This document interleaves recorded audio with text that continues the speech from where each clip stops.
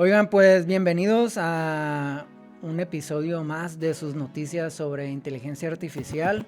Alex escribe ahí. Aún no estamos en vivo, mi productor no me da permiso, dice que nos faltan suscriptores, seguidores. Entonces ayúdenos, a mí me gustaría mucho poder interactuar con todos ustedes.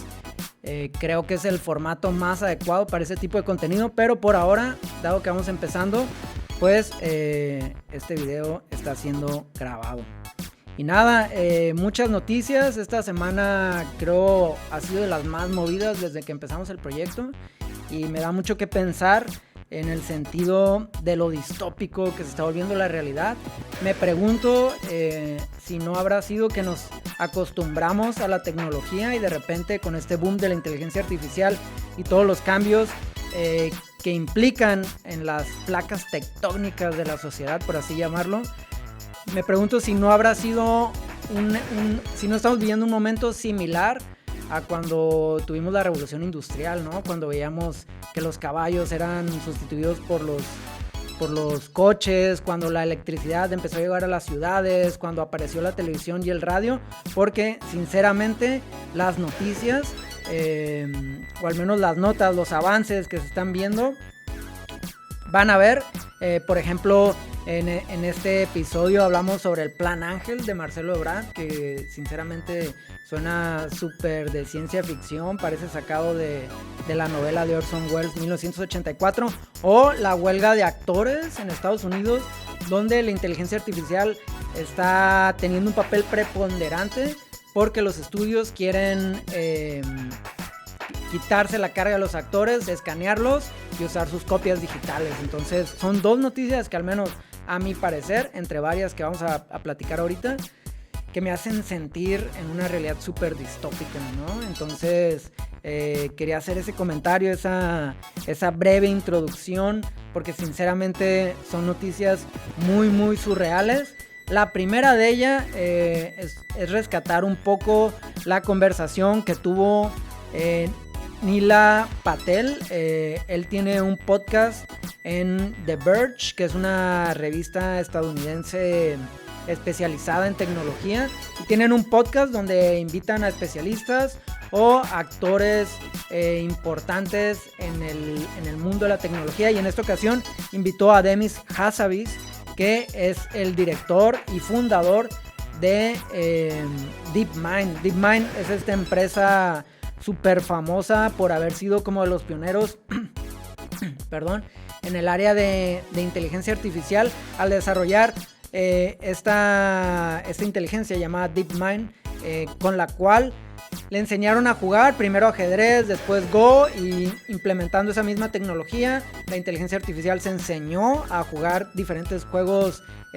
videojuegos, y finalmente ese mismo camino los llevó a desarrollar DeepFold, que es una inteligencia artificial que permitió decodificar, no sé si sea la palabra exacta decodificar, pero ayudó a sacar todas las posibles configuraciones de las proteínas que puede llegar a ver, lo cual era un avance que se pensaba iba a tomar décadas de años, y gracias a esta inteligencia artificial pues se logró en muy muy poco tiempo. Entonces Google mostró interés en DeepMind, la compró.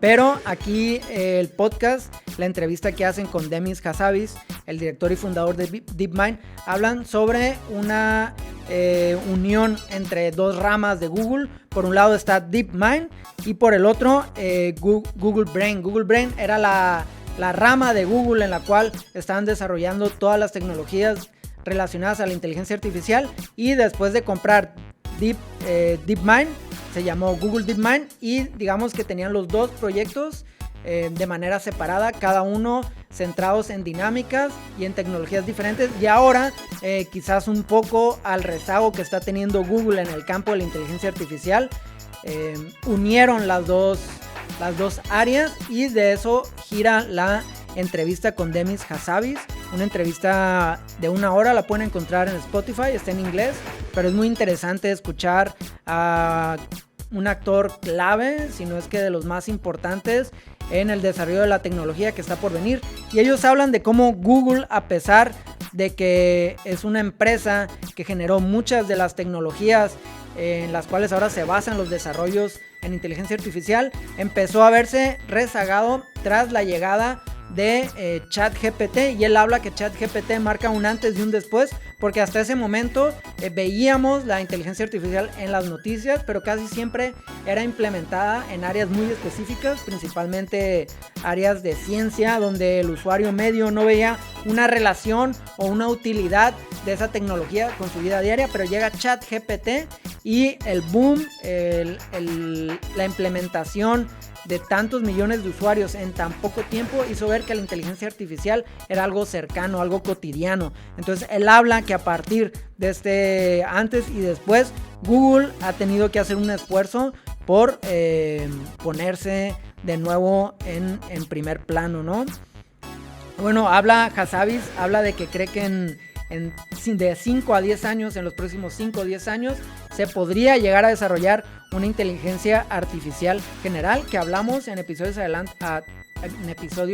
anteriores, que la inteligencia artificial general sería la metáfora más cercana o la forma más próxima a visualizarlo. Es un super agente, como un super Alexa o un super Siri, con el cual tú puedes interactuar casi como si fuera otra persona, pero al mismo tiempo es una inteligencia artificial que puede atender o aplicarse a un sinfín de tareas, ¿no? Digamos que es lo que ahora llamamos como inteligencia artificial multimodal. O sea, no es nada más una inteligencia artificial como las que vemos ahora, que es un chatbot o que te genera imágenes a partir de texto, sino sería una inteligencia artificial que pudiera resolver casi cualquier tarea que tú le pidas, incluyendo la programación, ¿no? Y entonces él habla que este tipo de inteligencias artificiales podrían empezar a verse en los próximos 5 a 10 años, y por supuesto que esta carrera es porque es una carrera por llegar a esa primera inteligencia artificial general, es lo que hace que Google vea la necesidad de converger estas dos ramas que tenía, ¿no? Google DeepMind y Google Brain. Y bueno, otras cosas de las que hablan es que es crucial desarrollar pruebas y medidas para evaluar la propiedad como la confiabilidad de los sistemas de inteligencia artificial a medida que avanzan, es decir, la importancia de tener un marco normativo. Y también habla de que Google busca ser audaz pero responsable con la inteligencia artificial, que quizás ese responsable es el lastre que no les ha permitido lucirse tanto como uno esperaría de Google, ¿no? Que es una empresa que durante mucho tiempo estuvo a la vanguardia y de repente con la llegada de ChatGPT se ve rezagada. Y también habla de que idealmente debería haber una cooperación global sobre qué hacer con la inteligencia artificial para evitar que se salga de control o que sea implementada en usos nocivos. Una entrevista muy muy interesante, se la recomiendo si tienen chance, si les interesa mucho el campo de la inteligencia artificial. Y bueno, esa es la primera nota.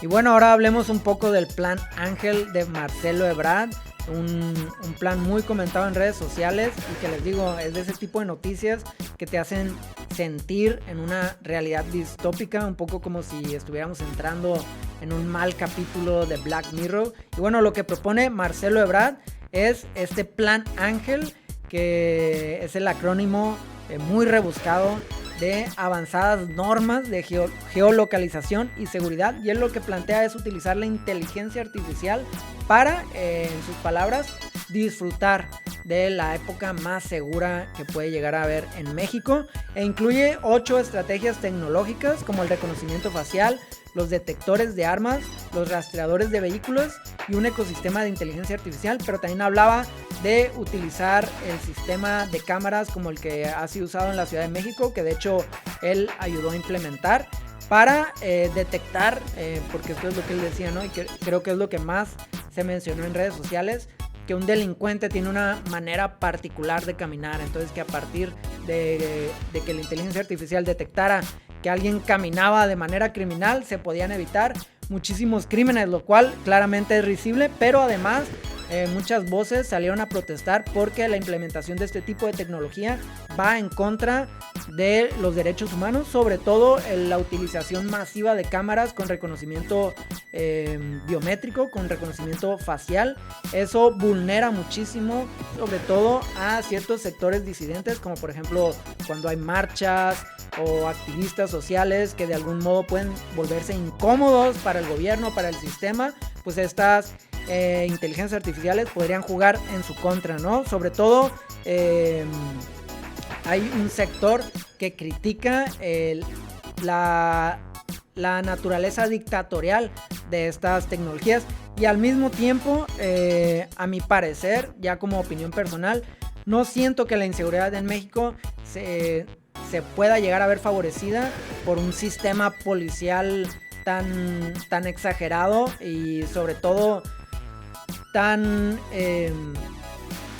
en todas partes como puede llegar a ser cuando se usa inteligencia artificial.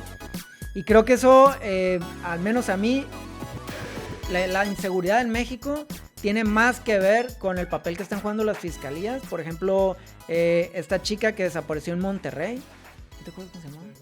Devani, ¿no? El caso Devani dejó muy en claro la corrupción que hay dentro de las fiscalías. Al final, mientras el padre era apoyado para buscar el cuerpo de su hija, se encontraron otros cuerpos cerca.